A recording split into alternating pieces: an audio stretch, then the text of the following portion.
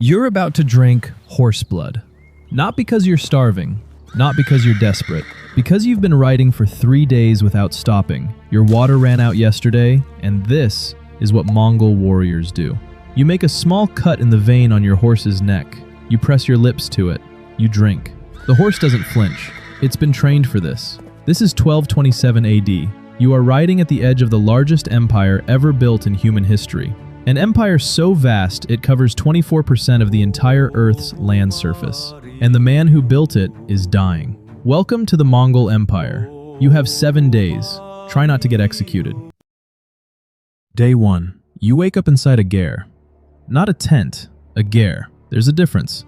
This structure around you, circular walls of wooden lattice, felt panels 2 inches thick, a hole at the top for smoke, was assembled in under 2 hours and can survive -40-degree winters on the Mongolian steppe. Engineers today still can't improve on its basic design. Men sit west, women sit east. The altar faces the entrance. Nobody touches the threshold. Nobody points their feet at the fire. The rules are not written anywhere.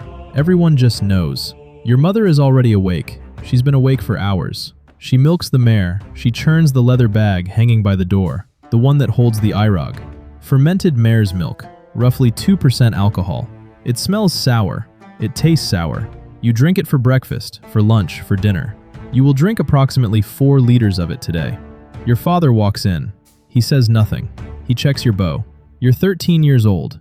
You have been riding a horse since you were 3. You can shoot an arrow from a galloping horse and hit a target at 150 meters. This is not unusual. Every boy in this camp can do this. Every single one. Day 2 begins before sunrise. You ride. You always ride first. Your horse is small, by European standards, almost laughably small. A knight from France would look at this animal and think it's a pony. That knight would be dead in a week. His heavy destrier would be exhausted in days. Your horse has been eating snow to find grass beneath it since it was a foal. It needs almost no water. It can run, rest, and run again for days. You have 4 of them. You rotate them so none is ever fully tired. You practice the retreat, the fake retreat, the most devastating weapon in the Mongol arsenal. Your unit charges, then turns and flees. When the enemy cavalry chases you, joyful, certain of victory, they ride directly into a trap, into archers, into flanking cavalry that was hiding over the hill. You've practiced this maneuver 400 times. Today your commander watches. He says you hesitated by a half second. He says it once. That's all he says. You will not hesitate tomorrow. The Mongol army has no supply lines. Pause and think about what that means. Every other army in the world, Chinese, Persian, European, Arab, requires a massive train of wagons, food stores, water logistics. An army cannot march without eating. The Mongols travel light. They travel fast. Their speed of movement was so incomprehensible to their enemies that some cities believed they were supernatural, demons who appeared from nowhere and vanished into the steppe. In 1241, Mongol cavalry covered 100 miles a day. For reference, the fastest cavalry in Napoleon's army, 600 years later, could manage 40. Day 3. You've been sent to Karakorum, the capital of the Mongol Empire. You expected something terrifying, something vast and imperial. What you find is strange. Karakorum is not a large city. A Franciscan monk named William of Rubruck will visit a few decades from now and compare it unfavorably to a suburb of Paris. He'll say the Khan's palace is 1/10 as magnificent as the Royal Abbey of Saint-Denis. But here's what Rubruck will also write, what he cannot explain.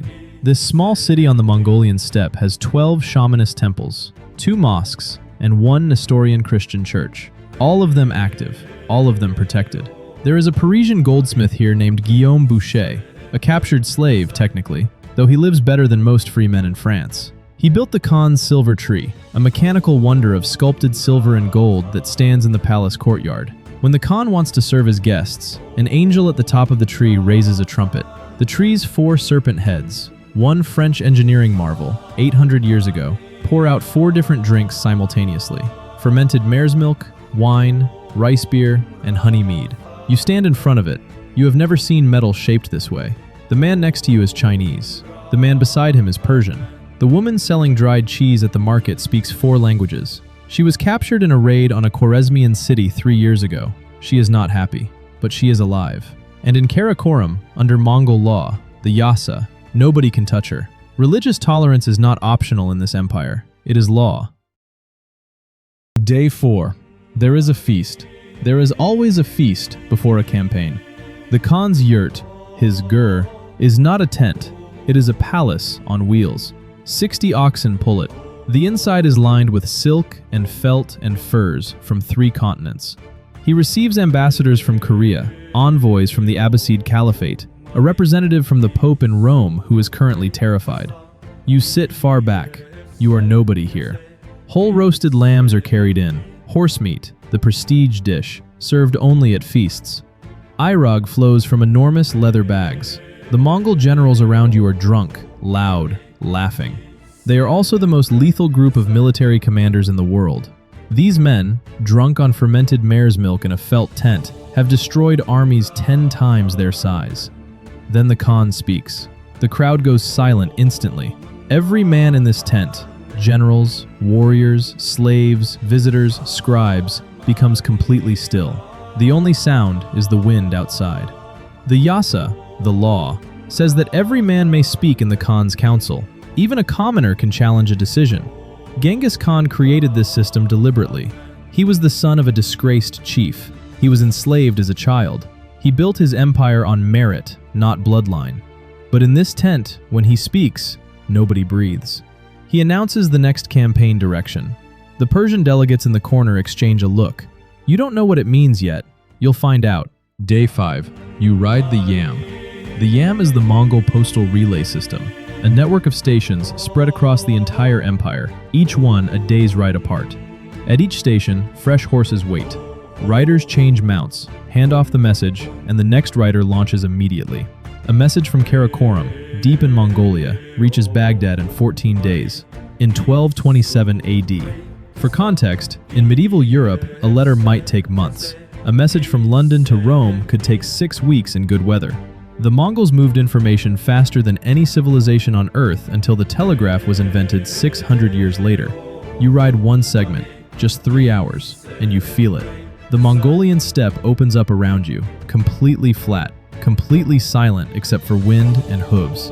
There is nobody for 50 miles in any direction. The sky is enormous. You feel very small. Then you understand something the Mongol commanders understood intuitively. The steppe is not an obstacle. The steppe is the road. The steppe is the highway. The steppe is the reason an empire this size is even possible. Day 6. You meet a man at the market. He's selling pottery. Fine blue glazed work, clearly Persian. You've seen this style. You know where it comes from. Merv. Merv was once one of the greatest cities in the world. Population, possibly 1 million people. A center of Islamic scholarship, medicine, astronomy. The largest city in Central Asia. In 1221, the Mongols came. The surviving records, Arab historians, Persian chroniclers, describe what happened over several days. Whether the numbers they report are precise or exaggerated, historians still debate. What is not debated, Merv was destroyed. Its irrigation systems were wrecked. The population was devastated. The city never recovered. The man selling pottery, he was a child in Merv. He doesn't talk about it. He never talks about it. He just sells his pottery in Karakorum and speaks Mongolian now, and has 3 children who have never seen Merv. You look at his hands. You buy a bowl. You don't know what else to do. This is the thing nobody tells you about the Mongol Empire. It was genuinely cosmopolitan, genuinely tolerant. It revived trade, protected merchants, created a network of communication and commerce that wouldn't be seen again until the modern era. And it was built on a scale of destruction that has no parallel in the medieval world. Both of these things are true, at the same time. Day 7. You're standing on the steppe. Behind you, Karakorum, the silver tree. The mosques and temples and churches and shaman drums, all of them going at the same time. Around you, the largest empire in human history, from Korea to Hungary, from Siberia to Persia. Held together not by a navy, not by walls, not by bureaucracy, but by horses and speed and information and a legal code that executed you for theft but protected you if you prayed to a different god. Ahead of you, a campaign. You're 13. This might be your first one. You've been training for it your entire life. You don't know that Genghis Khan will be dead within weeks. You don't know that his sons will divide this empire and spend the next 50 years tearing it apart. You don't know that in 150 years, the Black Death, traveling the very Silk Road the Mongols made safe will kill a third of Europe. You don't know any of it. You just know how to ride, how to shoot, how to fall back and lure an enemy into a trap they don't see coming. You're teleported home. You sit quietly. The Mongol Empire lasted 162 years. Then it fractured, collapsed, and vanished from the steppe it was born on. But the roads stayed. The trade routes stayed. The idea that you could cross half the world in relative safety, that stayed. Pax Mongolica, the Mongol peace, built on conquest, sustained by fear, and somehow, genuinely, one of the most cosmopolitan, religiously tolerant, intellectually open periods in medieval history. Was it worth it? I don't know. I don't think anyone does. But I want to know what you think. Tell me in the comments. I genuinely read every single one. And if you've ever wondered what it would feel like to spend a week somewhere even more dangerous, the video is right there.